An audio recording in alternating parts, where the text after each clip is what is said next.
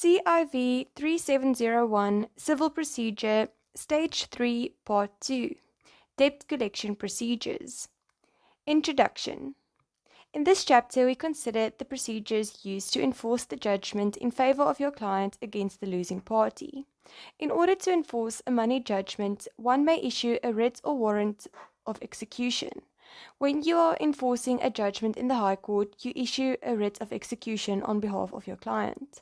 If the judgment emanates from the Magistrates' courts, then you issue a warrant of execution to enforce the provisions of that judgment. Note that special rules apply under the National Credit Act No. 34 of 2005 to credit providers who attempt to enforce credit agreements as defined in the Act. Another method used to enforce judgments as an alternative to issuing a writ or warrant of execution is the Section 65 procedure. In terms of Section 65 of the Magistrates' Courts Act, a judgment debtor may be brought to court in order that the court may conduct an inquiry into his financial affairs. If the court reaches the conclusion that the debtor can afford to pay the judgment debt in installments, the court will make an order to this effect. If the judgment debtor persists in not paying, he is liable to be arrested and imprisoned for disobeying an order of court. Aside from writs and warrants of execution and the Section 65 procedure, we also consider administration orders. These are orders which arise from a type of insolvency proceeding in which the estate of the debtor is not sequestrated, but an administrator is appointed to take charge of the debtor's affairs and to satisfy the claims due to his creditors. Other procedures that, by their nature, must also be regarded as debt collection procedures but have already been dealt with in other parts of the book include consent and confession to judgment. See shortcut judgments in the pleadings section of actions at page 243. In subsection 57 and 58 of the Magistrates' Courts Act, see settlement on page 411. A. Writs and warrants of execution. Number 1. General overview and effect of the National Credit Act. In order to enforce a judgment debt, one may issue a writ of execution in the High Court or a warrant of execution in the Magistrates' Court.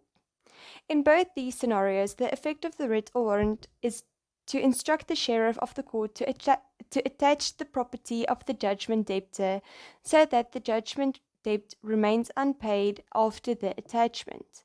The attached property can be sold at a public auction and the proceeds used to pay the money owed to the judgment creditor. In relation to writs and warrants of execution, note that both corporal as well as incorporal property may be attached. Corporal property includes either movable or immovable property. In respect of incorporal property, we shall discuss specialized orders known as Garnishee Orders or Emolument attachment orders. Once a litigant has obtained judgment in his favor in respect of a money claim, he is referred to as the judgment creditor. The party against whom judgment has been awarded in such a case is referred to as the judgment debtor.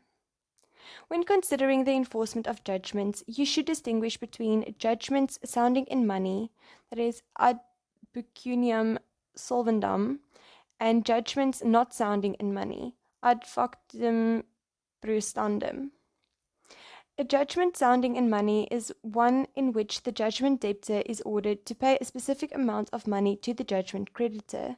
For example, an order to pay a sum of money by way of damages for breach of contract or delict, or an order for the payment of maintenance, or an order for the payment of the purchase price of property bought.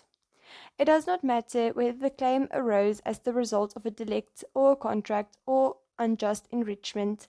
If the judgment contains an order in money terms, then it is a judgment sounding in money. A judgment sounding in money may be enforced by attaching the debtor's property, but not the debtor's person. A judgment not sounding in money will contain an order to do something, other than pay over an amount of money, or not to do something. For example, transfer or take transfer of immovable property, deliver movable property, vacate property, or allow a right of way, etc. If the judgment debtor does not comply with the judgment not sounding in money, the judgment creditor may apply to court to have the debtor committed for contempt of court. In this section, when referring to execution, we mean the process by means of which a judgment debtor's property is attached by the sheriff in terms of a writ or warrant of execution so that it may be sold in order to satisfy a judgment sounding in money, that is, a judgment debt. Note, however, that it is not only in order to satisfy a judgment debt that property, or indeed a person, may be attached. Other reasons include the following. Number 1. The property of a debtor may be attached in order to found or confirm jurisdiction. Number 2. An interim attachment of property may be granted in order to protect a real or personal right which is claimed over the property by an applicant. It is also possible to attach property in order to preserve it as evidence by means of an Untitled order. Number 3.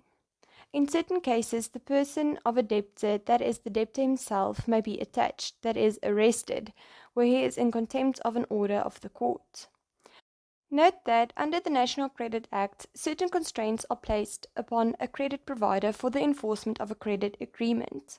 If a credit provider, for example a bank, attempts to enforce a credit agreement, that is, an agreement in terms of which it lent money to a client, it may not commence legal proceedings to enforce the agreement before certain steps have been followed.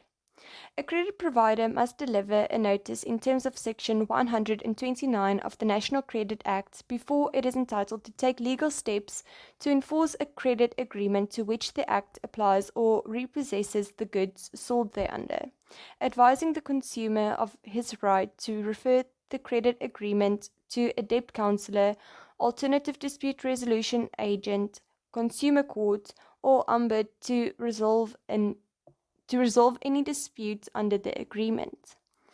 Only when a credit provider has sent the Section 129 notice and the consumer has not responded or has responded by rejecting the proposal contained in the notice, a period of 10 business days has elapsed since the credit provider delivered the notice to the consumer and the consumer has been in default of the credit agreement for a period of at least 20 business days, may the credit provider approach a court for relief. Readers are cautioned to consult a specialist text on the National Credit Act to ensure that the detailed procedures laid down therein are followed prior to the enforcement of a credit agreement as defined in the Act.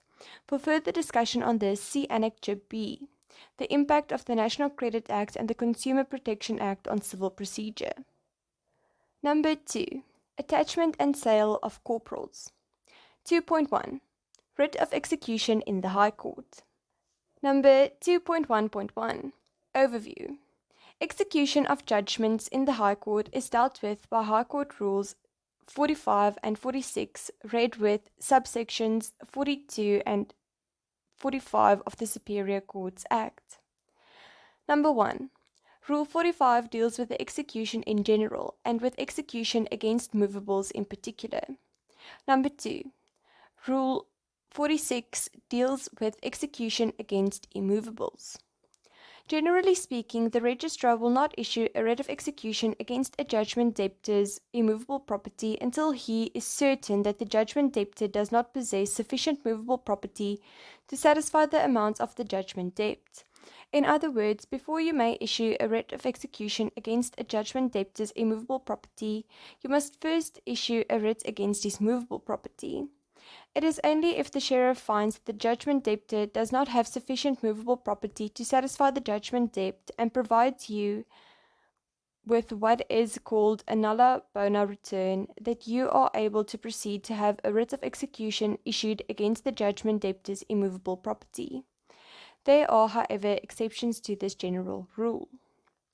In certain cases, the judgment debtor's immovable property may be specially declared executable.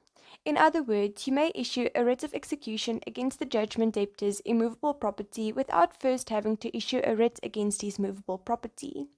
This is confirmed by High Court Rule 46, subsection 1A2. Note that a warrant of execution may be rescinded after it has been issued. As a general rule, a warrant of execution will be rescinded if it is not supported or no longer supported by its causa. The causa is the debt and the judgment based on such debt, and the causa for a warrant falls away if the debt and judgment are extinguished, because the debt has been paid or come to an end through novation, compromise, delegation, or cession. Section 39 of the Old Supreme Court Act stated prior to its repeal that the following categories of movable property could not be seized in execution of any process. Number 1. The necessary beds and bedding and wearing apparel of the person against whom execution is levied or any member of his family. Number 2. The necessary furniture other than beds and household utensils insofar as they do not exceed 2,000 Rand in value. Number 3. Stock, tools, and agricultural implements of a farmer insofar as they do not exceed 2,000 Rand in value. Number 4. Any food or drink sufficient to meet the needs of such person and the members of his family for 1 month. Number 5. Tools and implements of trade insofar as they do not exceed 2,000 Rand in value. Number 6. Professional books, documents, or instruments necessarily used by the debtor in his profession insofar as they do not exceed 2,000 Rand in value. And lastly, number 7. Such arms and ammunition as the debtor is, in terms of any law, regulation, or disciplinary order, required to have in his possession as part of his equipment. Section 45 of the Superior Courts Act, which replaces the Supreme Court Act, contains a similar provision to the effect that certain belongings of the debtor may not be seized by the sheriff in execution of process, unless the court in exceptional circumstances permits this to be done. However, Section 45 does not identify which belongings of the debtor the sheriff may not seize. Rather, this must be prescribed by the Minister of Justice and Correctional Services, the Minister, in regulations which at the time of writing the third edition of the book has not yet been done. More fundamentally, however, Section 45 is not yet effective and will enter into force on a date to be published by the Minister. Given this, at the time of writing the third edition of this book, the position appears to be that such items are not protected from attachment by the Sheriff. This uncertainty is unfortunate and can and should be remedied by the relevant regulations being drafted and the section being made operative. Annuity and benefits payable under a pension law may not be attached or subjected to any form of execution. Number 2.1.2 Attachment and Sale of Movables. In terms of High Court Rule 45, Subsection 1, the format to be adopted for a High Court writ of execution against movables is set out in High Court Form 18 contained in the first schedule to the High Court Rules. Once the writ has been issued by the registrar, it must be delivered to the Sheriff of the High Court, who is responsible for making the attachment. A judgment creditor who sues on a writ of execution does so at his own risk. In terms of High Court Rule 45, Subsection 3, the Sheriff or his assistant will proceed to the residence or place of employment or business of the judgment debtor, unless you have given specific instructions that he must proceed to another place where you believe that assets of the judgment debtor are situated. Once the Sheriff or his assistant arrives at the judgment debtor's residence or place of employment or wherever, he must follow this procedure. Number 1. He must first demand satisfaction of the writ. If the judgment debtor or anyone else responds by paying the full amount set out in the writ, then that, of course, is the end of the matter. Number 2. If the judgment debtor fails to satisfy the writ, the sheriff must demand that the sheriff debtor point out as much of his movable and disposable property as is sufficient to satisfy the writ. In other words, the judgment debtor, if he is present, alternatively one of his family members or colleagues, has the opportunity to say which of his possessions should be attached and which should not. Of course, it is the sheriff who has the discretion to decide whether or not sufficient objects have been pointed out so as to satisfy the writ. In other words, the sheriff must be satisfied that the value which will be realized at the sale in execution of the objects will cover the amount of the judgment debt plus costs. Number 3. If no movable property belonging to the judgment debtor is pointed out to the sheriff, he must search for such property. In terms of High Court Rule 45, Subsection 3C, once the sheriff has located attachable movable property, he must: number 1, make an inventory of the property, and number 2, take the property into his custody. The sheriff must take the goods into his custody in order to effect a valid attachment, but he will not take the property into his custody if: number 1, the judgment creditor directs the sheriff not to take the goods into custody. Number 2, the judgment debtor undertakes in writing that if the attachment has not been legally lifted by the day of the sale, he will produce the goods attached on that day so that they may be sold in execution. A person of sufficient means must stand surety for the due fulfillment of this undertaking by the judgment debtor. Both the judgment debtor and the person standing surety for him must sign a deed of suretyship in accordance with High Court Form 19. Number 3. Another person makes a claim to the property, and the judgment creditor fails to give the sheriff an indemnity holding him harmless for any loss or damage which results from the seizure. If the satisfaction of the writ was not demanded from the judgment debtor personally, the sheriff must give the judgment debtor written notice of the attachment and a copy of the inventory made by him. Once the sheriff has taken the attached goods into his custody, he must either remove the said goods to some convenient place of security or keep possession thereof on the premises where they were seized. If he chooses the latter course of action, he must leave an officer permanently in possession of the goods. It is not good enough for him to occasionally send one of his officers to check up on the goods. After the sheriff has made the attachment, he will leave a copy of the writ of execution with the judgment debtor, and file the original together with his return of service at the office of the registrar of the division. He will also furnish you, as the attorney for the judgment creditor, with copies of the writ of execution, his return of service, and the inventory of the goods attached. If the property which has been attached is perishable, for example, a truckload of tomatoes, then the sale and execution may take place immediately, provided that, number 1, the execution debtor consents to the sale, or number 2, the execution creditor indemnifies the sheriff against any claim for damages which may arise as a result of the sale. If the property which has been attached is not perishable, the sale and execution may only take place once 15 court days have elapsed from the date of the attachment. The goods must be sold by public auction. The sheriff must advertise details of the auction beforehand in 2 suitable newspapers circulating in the district in which the property has been attached. Where property subject to a real right of any third person is sold in execution, such sale shall be subject to the rights of such third person unless he agrees otherwise. Note that special rules apply in respect of execution against the state.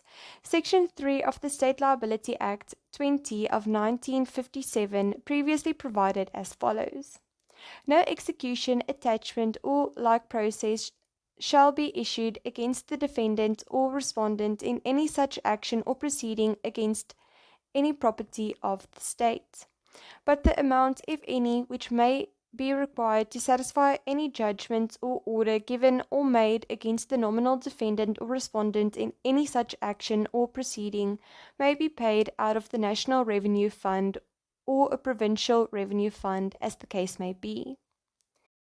In Nyati versus MEC for Department of Health, Gauteng and another, the Constitutional Court found that the section was unconstitutional, inter alia because it failed the test of public accountability. Parliament has since passed the corrective legislation, and the following procedure is now to be followed in respect of execution against the state. Number 1. If a final order against a national or provincial department for the payment of money is not satisfied within 30 days of the date of judgment or within the time period agreed upon by the judgment creditor and the accounting officer of the department concerned, the judgment creditor may serve the court order in terms of the applicable rules of court on the executive authority and accounting officer of the department concerned. The state attorney or attorney of record appearing on behalf of the department concerned and the relevant treasury. Number 2.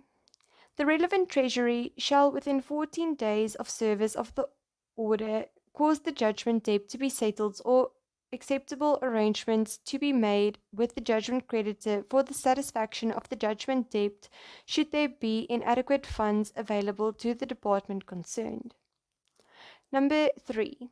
Should the relevant treasury fail to cause the judgment debt to be satisfied or acceptable arrangements be made with the judgment creditor for the satisfaction of the judgment debt, the judgment creditor may apply for a writ of execution in terms of Rule 45 of the High Court Rules, or a warrant of execution in terms of Rule 36 of the Magistrates Court's Rules, whichever is applicable, against movable property owned by the state and used by the relevant department.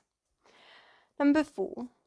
The sheriff of the relevant court shall, pursuant to the writ of execution or warrant of execution, attach but not remove the identified movable property. Number 5. In the absence of any application to stay the execution, the sheriff of the relevant court may, after the expiration of 30 days from the date of attachment, remove and sell the attached movable property in execution of the judgment debt. And lastly, number 6. A party having a direct and material interest may, before the attached movable property is sold in execution, apply to the court which granted the order for a stay on grounds that the execution of the attached movable property would severely disrupt service delivery, threaten life, or put the security of the public at risk, or is not in the interests of justice. Number 2.1.3. Attachment and sale of immovables. High Court Rule 46 deals with the attachment and sale of immovable property in the High Court. In order to execute against immovable property, the debtor's movable property must have been excussed in terms of Rule 45, or the immovable property must have been declared specially executable. This means that despite the debtor's movable property not having been excussed, the immovable property may nonetheless be executed against. This may occur, for example, where immovable property has been hypothecated as security. For example, in favor of the bank which granted the debtor a home loan.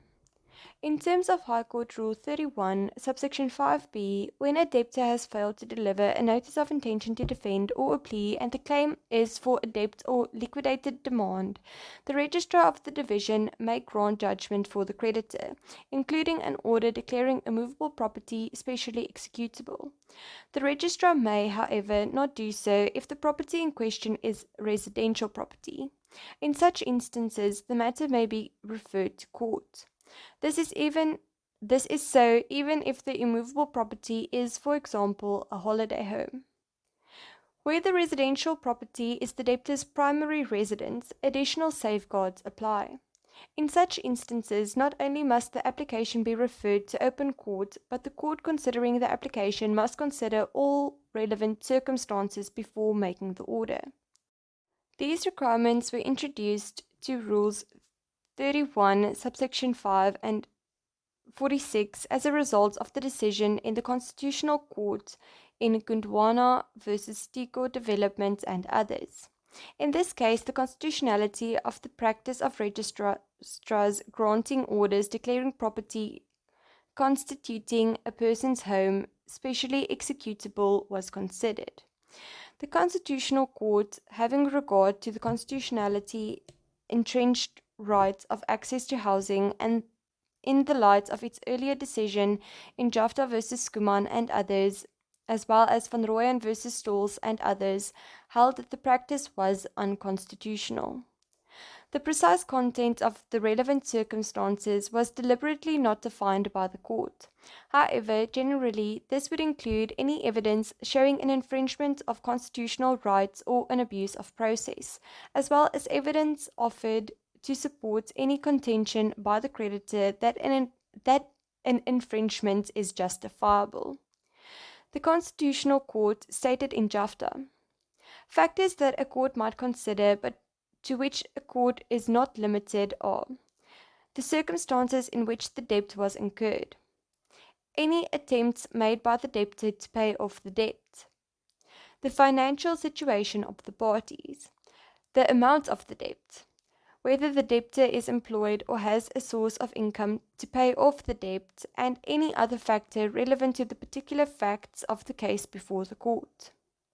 Note further that the summons initiating action in which an order declaring immovable property executable is sought must contain a prescribed paragraph drawing the debtor's attention to Section 26, Subsection 1 of the Constitution, that is, the right of access to adequate housing, and indicating that, should the defendant claim that the order for execution will infringe Section 26, Subsection 1, that it is incumbent on the defendant to place information supporting that claim before the court.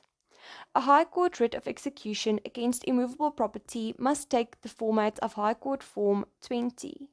It must set out what was contained in the sheriff's return in respect of the debtor's movable property, that is, to verify that the debtor does not have sufficient movable assets to satisfy the judgment debt.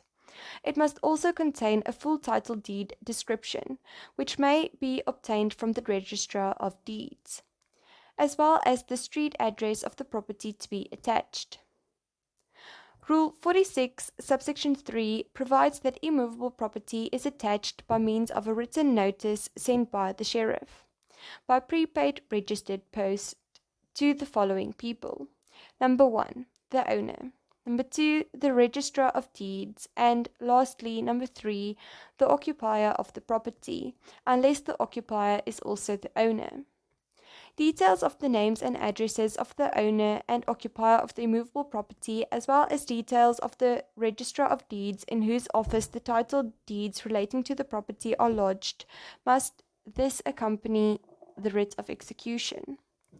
Once the immovable property has been attached, the execution creditor must instruct the sheriff in writing to proceed with the sale. The sheriff must then find out and record which bonds or other encumbrances are registered against the property, together with the names and addresses of the persons in whose favor such bonds or other encumbrances are registered. The sheriff must provide the execution creditor with this information. Thereafter, the execution creditor must send a written notice by prepaid registered post to the following persons. Number 1. All preferent creditors. For example, a preferent creditor might be a bank in whose favor a mortgage bond has been registered over the property. Or number 2, the local authority. This is only necessary if the property is rateable.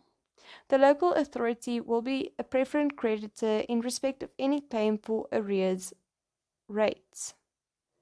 In his written notice to the preferent creditors and the local authority, the execution debtor must call upon these persons to stipulate within 10 court days a reasonable reserve price at which the property may be sold, or to agree to a sale without reserve.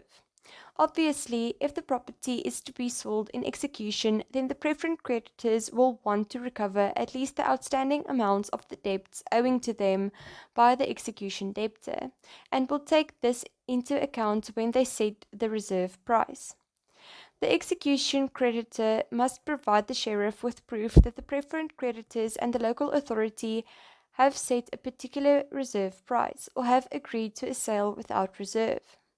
If the sheriff is satisfied that it is impossible to notify a preferent creditor of the sale, or that a preferent creditor has been notified of the sale but has not responded, the sale may nevertheless go ahead. The sheriff will then appoint a date for the sale of the property. The date must not be less than 1 month after service of the notice of attachment. The execution creditor must then prepare the notice of sale, which must contain: Number 1. A short description of the property. Number 2. The situation and street number, if any, of the property. Number 3. The time at which and place where the sale will be held. And lastly, an invitation to inspect the conditions of sale at the office of the sheriff. The execution creditor must publish the notice of the sale in one newspaper that circulates in the district in which the property is situated, as well as the Government Gazette not less than 5 court days and not more than 15 court days before the date of the sale. The sheriff must be provided with a photocopy or a telefax of the notices once they have been published. Instead of providing the sheriff with a copy or fax of the notice in the Government Gazette, the execution creditor is entitled simply to provide the number of the Government Gazette in which the notice was published. Not less than 20 days before the date of the sale, the execution creditor must prepare conditions of the sale in accordance with High Court Form 21. The conditions of sale must be submitted to the sheriff for approval. Thereafter, the execution creditor must supply the sheriff with 2 copies of the conditions of sale, one of which must lie for inspection by any interested party at the sheriff's office. Not less than 10 days before the date of sale, the sheriff must: Number 1. Send a copy of the notice of sale to every judgment creditor who has attached the property, as well as to every mortgagee of the property. And secondly, affix 1 copy of the notice on the notice board of the Magistrates' Court of the district in which the property is situated, and 1 copy as near as possible to the place where the sale is to take place. Not later than the day before the sale, the execution creditor must provide the sheriff with a copy of each of the newspapers and the number of the Government Gazette in which this notice of sale was published. On the date of sale, the property will be sold by public auction. As soon as possible after the sale, the sheriff must prepare a plan of distribution of the proceeds of the sale. A copy of the plan must be forwarded to the registrar, and it must lie for inspection at both of the offices of the registrar and the office of the sheriff for a period of 15 court days. Written notice must be given by registered post to all parties who have lodged writs, as well as to the execution debtor, that the plan of distribution is lying for inspection. Any interested party may object to the plan of distribution, in which case he shall give notice in writing to the sheriff and all other interested parties for the particulars of his objection, and shall bring such objection before a judge for review, on 10 court days' notice to the sheriff and the said persons. Number 2.2. Warrant of Execution in the Magistrates' Courts. Number 2.2.1. Overview. In the Magistrates' Courts, one speaks of a warrant as opposed to a writ of execution. Note that there are 3 types of warrants in the Magistrates' Courts. Number 1. A warrant of ejectment. Here one is dealing with a claim for ejectment of a person from your property. The sheriff removes the person from the property. Use Magistrates' Courts Form 30, contained in the annexure to the Magistrates' Courts rules. Number 2. Warrant for delivery of goods. The claim is for the delivery of certain property. The sheriff removes the property from the defendant and gives it to you. Use Magistrates' Courts Form 31. And number 3. A warrant of execution against property. This is a normal money claim. The sheriff attaches property which is then sold in execution, and proceeds of the sale are given to you. Use Magistrates' Courts Form 32. Execution by warrant in the Magistrates' Courts is dealt with by the Magistrates' Courts Rules 36 to 43. Rule 41 in particular deals with execution against movable property, while Rule 43 deals with execution against immovable property. Rule 42 deals inter alia with execution against incorporal property, such as a lease, a bill of exchange, a promissory note, a bond, or another form of security for the payment of money. It also deals with execution against the interest of the execution debtor in property pledged, leased, or sold under suspensive condition to or by a third person, and with execution against movable property which is under the supervision or control of a third person. Here we focus on the warrant of execution against property, and particularly those cases where a magistrate's court has given judgment for the payment of money and that judgment has not been complied with. The execution procedure consists first of the attachment of the judgment debtor's assets and second of the sale in execution of those assets. In terms of Section 63 of the Magistrates Courts Act, the judgment must be executed within 3 years of the date on which it was granted. Superannuation is dealt with at 5 below. Number 2.2.2. The Warrant of Execution. In practice, the judgment debtor is usually given some time to satisfy the judgment. At this stage, the judgment debtor often makes arrangements with the attorney representing the judgment creditor for the payment of the judgment debt, plus costs. In such a case, a warrant of execution is usually not issued. Obviously, if no acceptable arrangement can be made to satisfy the judgment, the plaintiff will arrange for a warrant of execution to be issued against the property belonging to the judgment debtor. Before applying for a warrant of execution, it is recommended that a judgment debtor first issue a notice in terms of Section 65A, Subsection 1 of the Magistrates Courts Act, discussed at number 3 below, unless the judgment debtor is already aware of the existence of attachable assets. Where the judgment creditor has issued a warrant of execution before the hearing of proceedings in terms of a notice under Section 65A, Subsection 1, and a nulla bono return is made, the judgment creditor shall generally not be entitled to the costs of the warrant. The warrant is issued and signed by the clerk of the court and addressed to the sheriff for the purpose of attachment. The sheriff of the court may be regarded as its executive officer. His duty is to execute orders and carry out the instructions of the court, for example, by attaching goods. The sheriff's return, that is, the declaration made by the sheriff concerning the execution of the court's instruction to him, is considered prima facie evidence of the matters stated in the return. Number 2.2.3. Attachment. What can and cannot be attached. Before we go on to a detailed examination of writs of execution against movables and immovables, note that certain property is not liable to be seized in execution by the magistrates' courts. Section 67 of the Magistrates Courts Act provides that the following categories of property may not be seized in execution of any process. Number 1. The necessary beds and bedding and wearing apparel of the person against whom execution is levied, or any member of his family. Number 2. The necessary furniture other than beds and household utensils insofar as they do not exceed 2,000 rand in value. Number 3. Stock, tools, and agricultural implements of a farmer insofar as they do not exceed 2,000 rand in value. Number 4. Any food or drink sufficient to meet the needs of such person and the members of his family for 1 month. Number 5.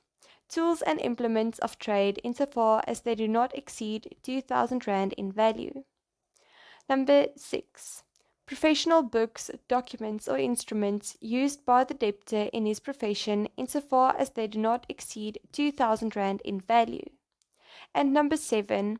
Such arms and ammunition as the debtor is, in terms of any law, regulation, or disciplinary order, required to have in his possession as part of his equipment. Note that the court has a discretion in exceptional circumstances to increase the sums referred to above. Section 68 of the Magistrates Courts Act stipulates which property may be attached and sold in execution. The list is extensive and includes, for example, Number 1. Movable property generally. Number 2. Money, checks, bonds, promissory notes, etc. And number 3, the interests of the execution debtor in any movable property belonging to him or her. You are advised to consult the full list in section 68 to check whether the property you are trying to execute against is in fact executable. Number 2.2.4, the attachment. Once the warrant has been issued and handed to the sheriff of the court for execution, the sheriff will proceed to the residence or place of employment or business of the judgment debtor, unless you have given specific instructions that he must proceed to another place where you believe that assets of the judgment debtor are situated. Once the sheriff or his assistant arrives at the judgment debtor's residence or place of employment or wherever, he must follow this procedure.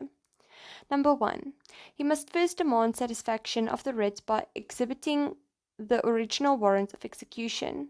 He must first hand a copy thereof to the execution debtor or leave it on the premises.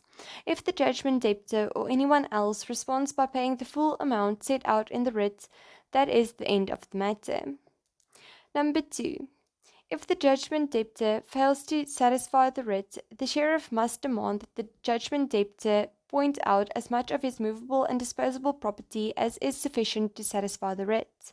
In other words, the judgment debtor, if he is present, alternatively one of his family members or colleagues, has the opportunity to say which of his possessions should be attached and which should not. Of course, this is the sheriff who has the discretion to decide whether or not sufficient objects have been pointed out so as to satisfy the writ. In other words, the sheriff must be satisfied that the value which will be realized at the sale in execution of the objects will cover the amount of the judgment debt, plus costs. Number 3. If no movable property belonging to the judgment debtor is pointed out to the sheriff, he must search for such property, so far as may be necessary to the execution of the warrant. The sheriff may open any door on any premises or of any piece of furniture. If opening is refused and if it is necessary, the sheriff may use force to open any door. Once the sheriff has located attachable movable property, he must draw up an inventory of the property and make a valuation. If the debtor declares that he has no or insufficient movable property and the sheriff is unable to find sufficient movable property to satisfy the warrant, the sheriff must request the execution debtor to declare whether he has immovable property which is executable and enter the reply on his return of service, endorsed on the warrant. Note that if the sheriff has issued a nulla bona return indicating that insufficient movables exists to discharge the debt, the sheriff is not allowed simply to attach immovable property, such as the debtor's house, for execution. According to the Constitutional Court decision in Jafta v. Skuman and others, as well as Van Rooyen v. Stolz and others 2003, the creditor will first need to approach a court to seek an order allowing execution against the immovable property of the judgment debtor. As soon as the requirements of Rule 41 have been complied with, the property specified in it is deemed to be judicially attached. Note, however, that unlike High Court attachments of movable property, where the sheriff must either remove the said goods to some convenient place of security or keep possession thereof on the premises where they were seized, with attachments in the magistrates' courts, the execution creditor or his attorney must advise the sheriff, after receiving notification of the attachment, whether the property is to be removed to a place of security or left on the premises in the charge of the judgment debtor or of some other person. This is subject to the proviso that the execution creditor or his attorney may instruct the sheriff in writing to immediately remove all articles reasonably believed to be in the execution debtor's possession, provided the judgment creditor has first satisfied the registrar or clerk as to the desirability of immediate removal, and the registrar or clerk has endorsed his approval on the document containing the instructions. This instruction to the sheriff by the judgment creditor or his attorney may be of vital importance to ensure that the property of the sheriff that the sheriff has attached does not disappear from the premises of the execution debtor and is not damaged to such an extent that there is nothing of value left to sell in order to satisfy the judgment. Number 2.2.5 Execution. After attachment, the property is sold in execution on a date appointed by the sheriff, which is not less than 15 days after the attachment. The sheriff will appoint a day for the sale and a notice of sale will be advertised at the court and the place where the sale is to be held. If the sheriff is of the opinion that the value of the goods exceeds 5,000 rand, then the notice must also be published in a newspaper circulating in the district at least 10 days before the sale. Notice of attachment should be given to interested parties. Where a motor vehicle is to be sold in execution, notice must be given to both the title holder and the owner of the vehicle. On the date of the sale, the property will be sold by public auction. Number 3. Attachment and sale of Incorporals. Number 3.1. Attachment of Incorporals in the High Court. Number 3.1.1. Attaching a debt owed to the judgment debtor by a third party. High Court Rule 45, Subsection 12 provides a procedure whereby the judgment creditor may attach debts owing or accruing to the judgment debtor by a third party. Such debts may include salary or wages as are now and will in the future be owed to the judgment debtor by his employer. That is, the rule covers debts which are both owing now and accruing in the future, as well as any other kind of debt owed to the judgment debtor. For example, money loaned to the third party by the judgment debtor. There is no distinction in the High Court, as there is in the Magistrates' Court's practice discussed below, between so-called Emoluments, attachment orders, which relate to the attachment of the salary or wages of the judgment debtor, and Garnishee Orders, which relate to the attachment of the other kinds of debts owed to the judgment debtor. In the High Court, if any debt is owing to the judgment debtor, including salary and wages, such debt may be attached by the sheriff if he is requested to do so by the judgment creditor. The person who owes the debt to the judgment debtor is known for the purposes of attachment as the garnishee. The sheriff must serve a notice on the garnishee ordering him to pay the debt directly to the sheriff instead of to the judgment debtor. If the amount of the debt owed by the garnishee to the judgment debtor is more than the amount of the judgment debt, the sheriff may not demand that more than the amount of the judgment debt be paid to him. Once the garnishee has paid the sheriff will issue a receipt to the garnishee to the effect that the amount of the debt paid to the sheriff has been discharged. If the garnishee refuses or neglects to comply with the notice calling on him to pay the debt directly to the sheriff must immediately notify the judgment creditor. The judgment creditor may then deliver a notice to the garnishee calling upon him to appear before the court to show cause why he should not pay the debt to the sheriff. If the garnishee does not dispute the debt due by him to the judgment debtor or does not appear in court to answer the judgment creditor's notice, the court may order that a writ of execution be issued against the garnishee's property for the amount of the debt. Number 3.1.2. The procedure for attaching incorporal property. Rule 45, Subsection 12 should be read together with Rule 45, Subsection 8, which governs the attachment of incorporal property in the High Court. All debts owed or accruing to the judgment debtor by a third party which are recoverable by means of the procedure set out in Rule 45, Subsection 12 discussed above may be classified as incorporal property in terms of Rule 45, Subsection 8. Rule 45, Subsection 8 sets out the procedure which must be followed when attaching incorporal property, including debts owed to the judgment debtor by a third party. It is important to follow closely the process set out in Rule 45, Subsection 8. This provision is mandatory to the extent that, insofar as any of its provisions have not been complied with, the attempted attachment is void. The rule divides incorporeal property into three categories for the purposes of attachment. Number 1. Lease. That is, the judgment debtor is owed rent by a third party, who leases property from the judgment debtor. As well as bill of exchange. For example, the judgment debtor is in possession of a check made out to him by a third party. As well as promissory notes.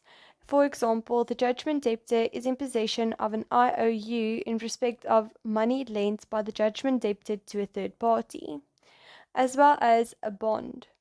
For example, the judgment debtor is in possession of a mortgage bond over the property of a third party to whom he loaned money, or other security for the payment of money. Number 2. The interest of the execution debtor in property pledged, leased, or sold under a suspensive condition to or by a third person. And number 3, other incorporeal property. In order to complete the attachment of incorporeal property falling into the first category, the following conditions have to be met. Number 1. The sheriff must give notice to the lessor and lessee, mortgager and mortgagee, or person liable on the bill of exchange or promissory note or security. Number 2. The sheriff must take possession of the written lease agreement, if there is one, or the bill of exchange, or the promissory note, or the mortgage bond, or the security. Number 3. If the lease or right concerned has been registered, then notice must be given to the Registrar of Deeds. In order to complete the attachment of incorporeal property falling into the second category, the sheriff must serve the notice of attachment together with a copy of the writ of execution on the execution debtor as well as on the third person. Attachment of property subject to a lien is also effected in this way. In order to complete the attachment of incorporeal property falling into the third category, the following conditions have to be met.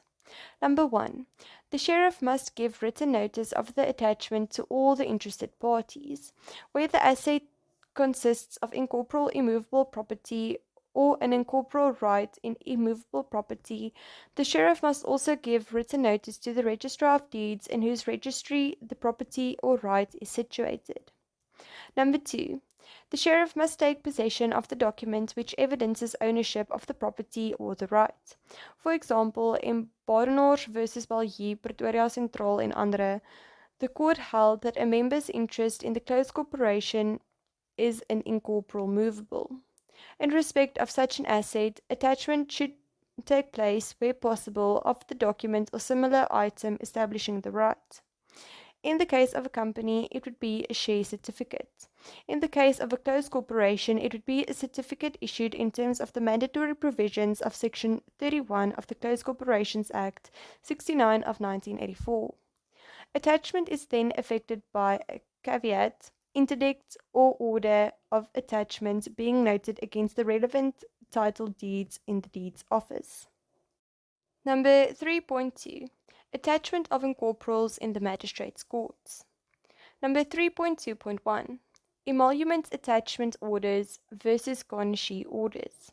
In terms of the procedure adopted in the magistrates' courts, there is a distinction between emolument attachment orders, which relate to the attachment of the salary or wages owing or accruing to the judgment debtor by a third party, and Garnishee orders, which relate to the attachment of all the other kinds of debts which may be owed to the judgment debtor by a third party. There have recently been significant developments concerning emolument attachment orders, which have significantly changed how such orders may be obtained. These are considered below. Number 3.2.2. Emoluments attachment orders. Number 3.2.2a. What is an emoluments attachment order? Emoluments attachment orders are dealt with in Section 65J of the Magistrates Courts Act. According to Section 65J, an emoluments attachment order is an order whereby the judgment creditor is able to attach part of the salary or wages of the judgment debtor. In other words, once an emoluments attachment order has been granted, the employer of the judgment debtor, who is referred to as the garnishee, is obliged on a continuing basis and until such time as the judgment debt has been paid in full, to pay a certain portion of the judgment debtor's salary or wages to the judgment creditor. This is a good way of proceeding against a judgment debtor who does not possess sufficient attachable assets to pay off a significant portion of the debt. Because the money goes directly from the employer to the judgment creditor, the latter's attorney does not have to worry about the judgment debtor spending it before it can be attached. The judgment debtor also has an interest in retaining his job, and as long as judgment debtor does so, the debt will continue to be paid. Number 3.2.2b. How is such an order obtained? An emolument attachment order may be obtained in the following ways. Number 1. By obtaining the written consent of the judgment debtor. Or number 2. By obtaining the authorization of the court. Or number 3. By the judgment creditor or his attorney. Firstly, sending a registered letter to the judgment debtor at his last known address advising the judgment debtor of the amount of the judgment debt and the costs as yet unpaid and warning him that an emolument attachment order will be issued if amount is not paid within 10 court days from the date on which the registered letter was posted. And secondly, filing with the clerk of the court an affidavit or an affirmation by the judgment creditor or a certificate by his attorney setting forth the amount of the judgment debt at the date of the order, laying down the specific installments, the costs, if any, which have accumulated since that date, the payments received since that date, and the balance owing, and declaring that the provisions of the paragraph above have been complied with on the date specified therein.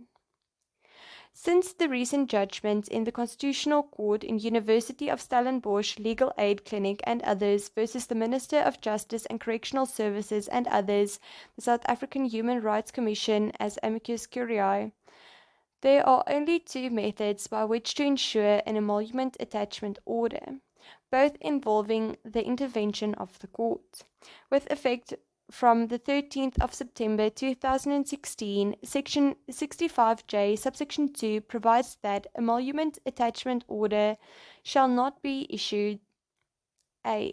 unless the judgment debtor has consented to it in writing and the court has so authorized it, or b. unless the judgment creditor or his or her attorney has first, number 1, sent a registered letter to the judgment debtor at his or her last known address advising him or her of the amounts of the judgment debt and costs as yet unpaid and warning him or her that the emolument attachment order may be issued if the said amount is not paid within 10 days of the date on which that registered letter was posted. And number 2, filed with the clerk of the court an affidavit or an affirmation by the judgment creditor or a certificate by his or her attorney setting forth the amount of the judgment debt at the date of the order. And lastly, been granted an order of court authorizing that an emolument attachment order be issued. Furthermore, before a court may grant an order authorizing an emolument attachment order, it must first be satisfied both that it is just and equitable that an emolument attachment order be issued and that the amount is appropriate. While there is no clear guidance on what constitutes just and equitable circumstances, the court did give some guidance where it held. An emolument attachment order is clearly burdensome. It severely constricts the autonomy of the debtor to decide how she will pay off the debt. It is also inflexible as it does not adapt to the debtor's changing circumstances from week to week. It goes directly off a debtor's wages, and these wages will often form the means for the debtor's day-to-day survival. These are all important considerations to be borne in mind when deciding whether an emolument attachment order should be granted. What is more, a debtor's personal circumstances may well have changed in the interim between when a judgment debt is entered and ordered to be paid in installments and when an emolument attachment order is sought. It is therefore crucial that these considerations are taken into account at the time the emolument attachment order is sought. Number 3.2.2c. Out of which court must the Emoluments Attachment Order be issued? An Emoluments Attachment Order must be issued from the court of the district in which the employer of the judgment debtor resides, carries on business, or is employed. If the judgment debtor is a state official, the Emoluments Attachment Order must be issued from the court of the district in which the judgment debtor resides. Number 3.2.2d. What is the effect of the order? The effect of an Emoluments Attachment Order is that it obliges the garnishee, that is the employer, to pay the judgment creditor or his attorney from time to time specific amounts as laid down by the court out of the emoluments of the judgment debtor, until the judgment debt and costs have been paid in full. Number 3.2.2e. What if the judgment debtor leaves his employment? Section 65J, subsection 8 reads as follows. A.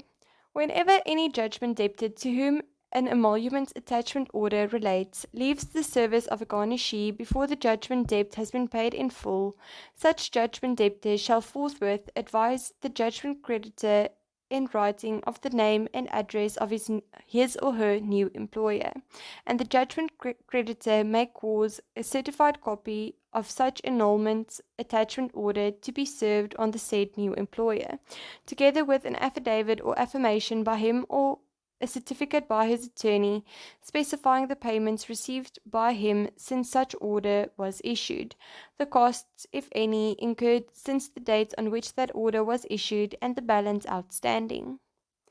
B.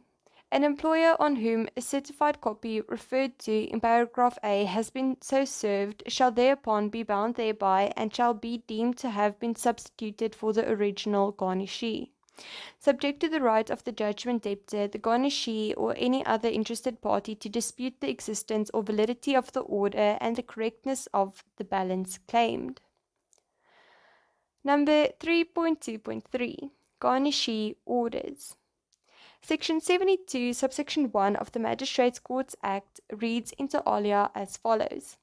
The court may, on ex parte application by the judgment creditor, order the attachment of any debt at present or in future owing or accruing to a judgment debtor by or from any other person, excluding the state, residing, carrying on business, or employed in the district, to an amount sufficient to satisfy the judgment and the costs of the proceedings for attachment, whether such judgment has been obtained in such court or in any other magistrate's court, and make an order hereinafter called a Garnishee Order against such person hereinafter called the garnishee, to pay the judgment creditor or his attorney so much of the debt as may be sufficient to satisfy the judgment and costs, and may enforce such garnishee order as if it were a judgment of the court.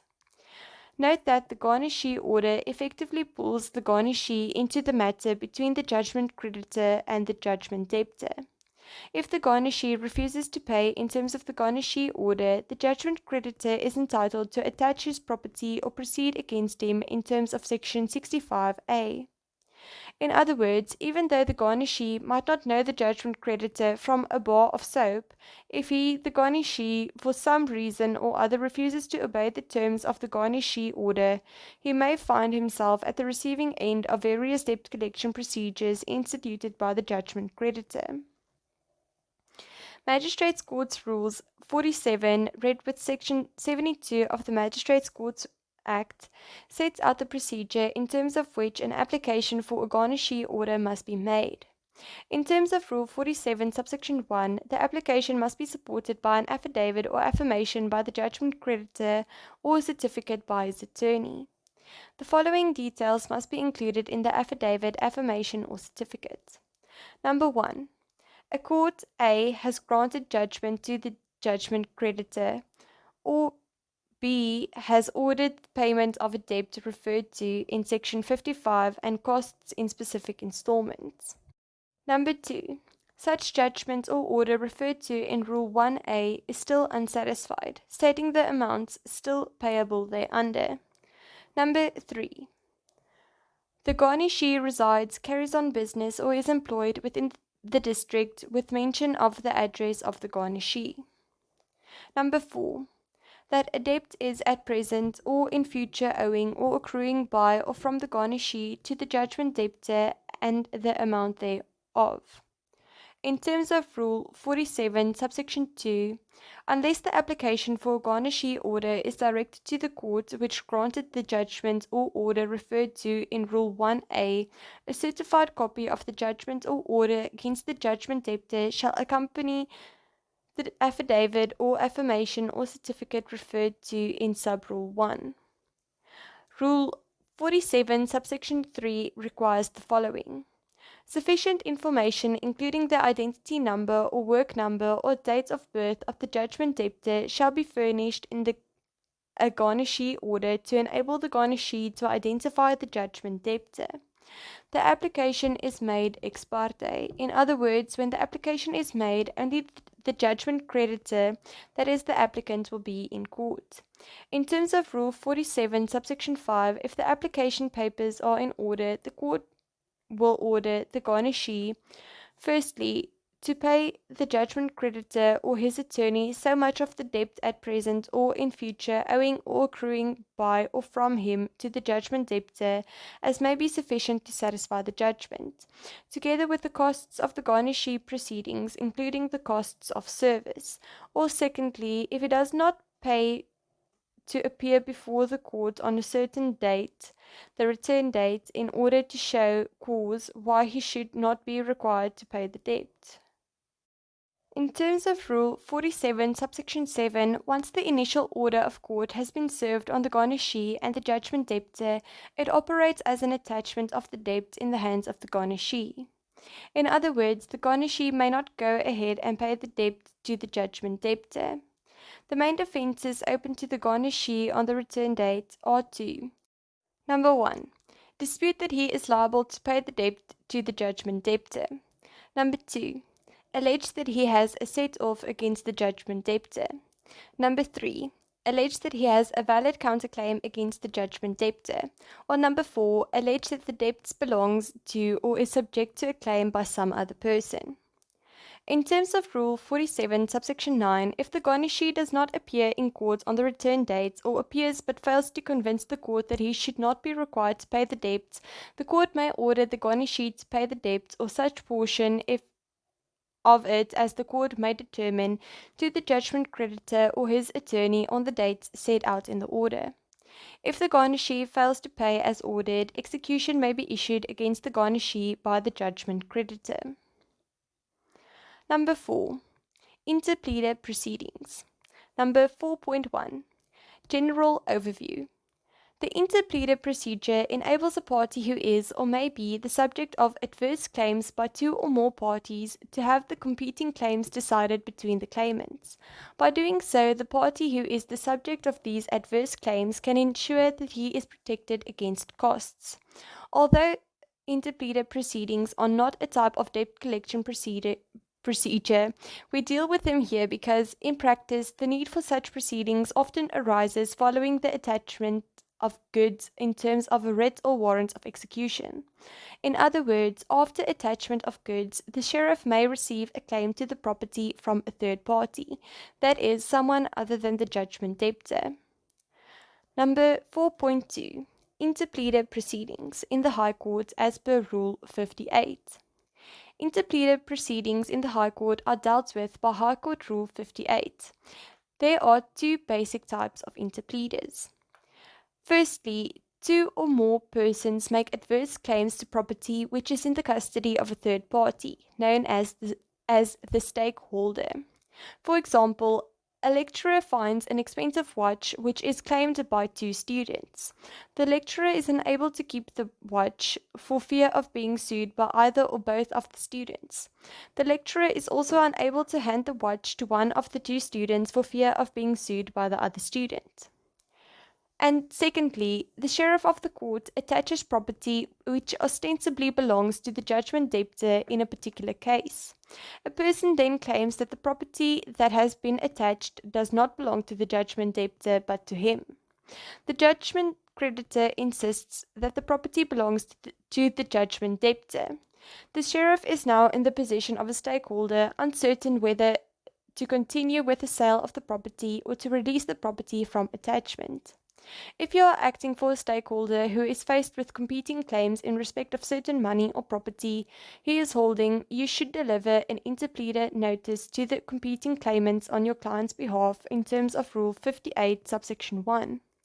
Once the interpleader notice has been issued, any proceedings instituted against your client by either of the two claimants will be stayed. In terms of High Court Rule 58, Subsection 2, Number 1. If the stake being held by your client consists of money, it must be paid to the registrar at the time as you deliver the interpleader notice to the claimants. Number 2. If the stake being held by your client consists of a movable item, you must offer to deliver that item to the registrar at the same time as you deliver the interpleader notice to the claimants. And number 3. If the stake being held by your client consists of immovable property, you must give the title deeds relating to that property to the registrar at the same time as you deliver the interpleader notice to the claimants. You must also give the registrar an undertaking that your client will sign all documents necessary to effect transfer of the property in accordance with any order the court may make or any agreement of the claimants. Rule 58, Subsection 3 sets out the details which must be included in an interpleader notice. Basically, the interpleader notice, number 1, tells the claimants what the stake is. Number 2, requires each of the claimants to deliver his particulars of claim to the stake. And lastly, notifies the claimants that the stakeholder is going to apply to court to decide on the stakeholder's liability for the validity of the respective claims. The stakeholder is required to attach an affidavit to the notice in terms of Rule 58, Subsection 4. The stakeholder is required in his affidavit to state the following. Number 1. He claims no interest in the subject matter in dispute, other than for charges and costs. Number 2. He does not collude with any of the claimants. And number 3, he is willing to deal with or act in regard to the subject matter of the dispute as the court may direct. In terms of Rule 58, Subsection 5, if a claimant fails to deliver particulars in support of his claim or fails to appear in court when the interpleader application is heard, the court may make an order barring that claimant as against the stakeholder from making any claims in relation to the stake being held by the stakeholder. The claimant must specify an address for service within 15 kilometers of the office of the registrar. Rule 58, Subsection 6 sets out the various orders which a court may make in relation to an interpleader matter. Number 1. Then and there adjudicate upon such claim after hearing such evidence as it deems fit. Number 2. Order that any claimant be made a defendant in any action already commenced in respect of the subject matter in dispute of or in addition to the applicant. Please forgive my pronunciation. Number 3. Order that may issue between the claimants be stated by way of a special case or otherwise and tried, and for that purpose order which claimant shall be plaintiff and which shall be defendant. Number 4. Dismiss the application if it considers that the matter is not a proper matter for relief by way of interpleader notice. Number 5. Make such order as to costs and the expenses, if any, incurred by the applicant as to it may seem meet. With regard to the type of interpleader matter in which the sheriff of the court is involved, Rule 58, Subsection 1 states as follows. In regard to conflicting claims with respect to property attached in execution, the sheriff shall have the rights of an applicant and an execution creditor shall have the rights of a claimant. In other words, the procedure discussed above applies in the same way when the sheriff is stakeholder as it does when someone else is stakeholder. The court adjudicating the matter may, number 1, order any claimant to state orally or in writing under oath or otherwise the nature and particulars of his or her claim. Number 2, order that the matters in issue are to be tried on a day appointed for that purpose and order which of the claimants is to be the plaintiff and which is to be the defendant for the purpose of the trial. Or lastly, try the matters in dispute in a summary manner. Number 4.3. Interpleader claims in the Magistrates' Courts, as per Rule 44. Interpleader claims in the Magistrates' Courts are dealt with by Magistrates' Courts Rule 44 and Section 69 of the Magistrates' Courts Act. Magistrates' Courts Rule 44, Subsection 1 deals with the situation where a stakeholder has in his possession money or property to which two or more persons make adverse claims. This rule must be read together with Magistrates' Courts Form 35.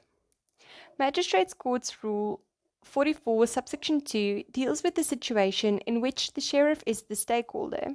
In these claims, a claim is made on property attached by the sheriff, by a person other than the execution debtor, and the execution creditor does not, after notice of the claim, admit the said claim. This rule must be read together with Magistrates' Courts Form 36.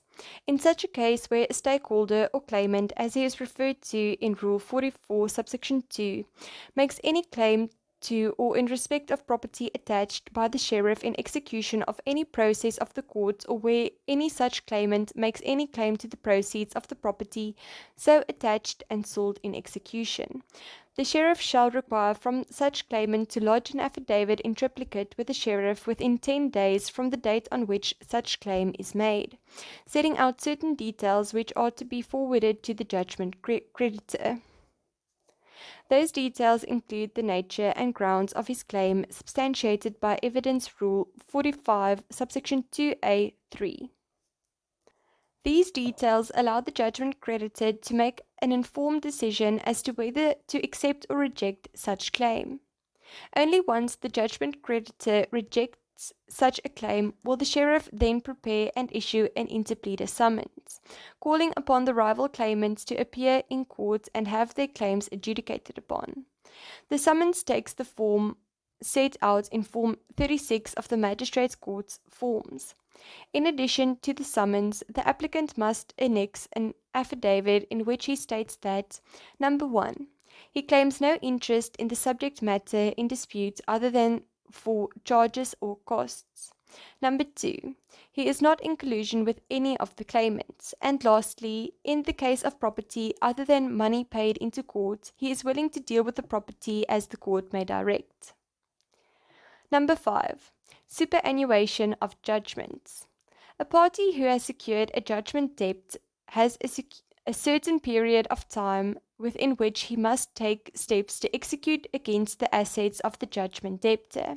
If he does not do so in time, the judgment is said to superannuate, and certain consequences result for the judgment creditor who wishes to proceed with the execution. Number 5.1. Superannuation of judgments in the High Court. In terms of the Prescription Act, a judgment debt, the debt a party owes to the creditor on account of a judgment awarded against him, only prescribed once a period of 30 years has passed from the date on which the judgment was granted. One of the two main ways in which the judgment creditor may seek to recover a judgment debt is by issuing a writ of execution against the assets of the judgment debtor. Previously, in terms of High Court Rule 66, Subsection 1, you could not issue a writ of execution to enforce a judgment if more than 3 years have passed since the date on which the judgment was granted, unless the debtor consented to the issue of the writ or the judgment was revived by the court on notice to the debtor. This rule was amended in 2014 and now provides as follows. Writs of execution of a judgment once issued remain in force and may, subject to the Prescription Act, at any time be executed without being renewed until judgment has been satisfied in full. Number 5.2. Superannuation of judgments in the Magistrates' Courts. Superannuation of Magistrates' Courts judgments is dealt with by Section 63 of the Magistrates' Courts Act, which reads as follows. Execution against property may not be issued upon a judgment after 3 years from the day on which it was pronounced or on which the last payment in respect thereof was made, except upon an order of the court in which judgment was pronounced, or of any court having jurisdiction in respect of the judgment debtor on the application and at the expense of the judgment creditor after due notice to the judgment debtor to show cause why execution should not be issued. For further discussion, see the decision in Absa Bank Limited versus Snyman. See Stage 2 for a comprehensive discussion of superannuation of judgments and summonses.